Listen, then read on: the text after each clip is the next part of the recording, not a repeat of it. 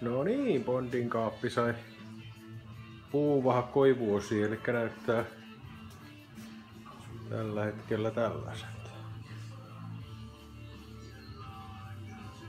Ja se mikä tämä kaapin idea ja ajatus nyt on se, että siinä on tuo lukko-osa tosiaan mikä on tuohon kuuluu. Löytyy nyt täältä irrallisena tällä hetkellä. Niin ne vivut kun vedetään sieltä pihalle ja sen jälkeen tämä laatikko aukesi. Se on nyt täällä vain täällä ollaan irrallaan tällä hetkellä, niin sen laatikkoon kun se popsahtaa auki, niin sitten sieltä tulee löytymään tämmönen kaukosäädin. Ja mitä sitten tällä tehdään, niin tänne pohjalle tulee semmonen, sanotaanko nyt saksilava-mekanismi sitten, saksinostimen mekanismi. Ja se taas näyttää tältä. Tämä on ihan proto, tämä ei ole se mikä sinne tulee. Mutta kun tuli uusi lelu tänään, eli tuo moottori, niin pakkohan sitä oli päästä kokeilemaan. Eli tosiaan tällä kaukosäätimellä niin saa ajettua tuon moottorin ylös. Ja kun sen ajaa ylös, niin silloin se nostaa kaapin tuon toisen kaapin sisältä. Eli tuo saksilava-mekaniikka nostaa tuolta, lasketaan alaspäin. Voiko on kiva lelu.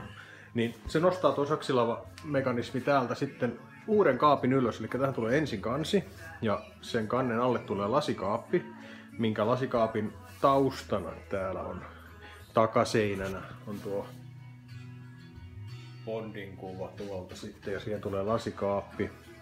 Ja se nousee tuolta tuon saksilava-mekanismin mukaan sitten ja siinä on sitten uusi pohja mikä nousee tänne väliin sitten taas seuraavaksi kanneksi mikä on tuossa.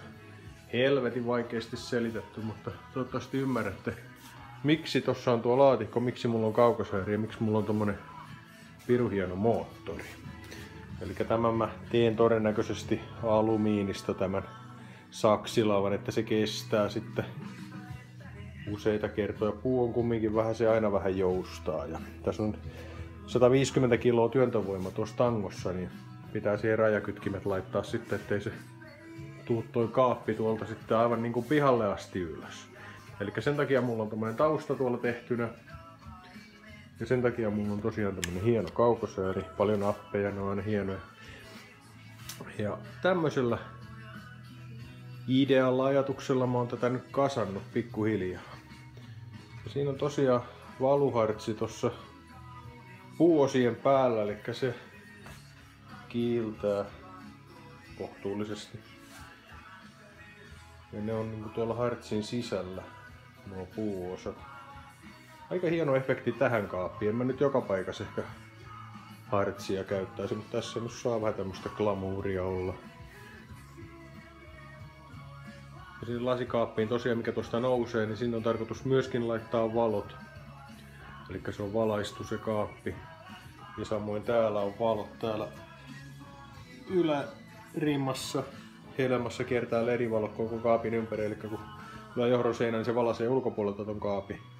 Ja sitten sieltä valaistu lasikaappi nousee ylös. Aika haaste tehdä, saa nähdä kuinka äijän käy. Mutta mennään sitten pöpelikköön, että rytinä kuuluu, jos ei onnistu. Siellä on muuten tuttu mies, kelläkään tämä lähtee ensi viikolla. No, ei siitä enempää.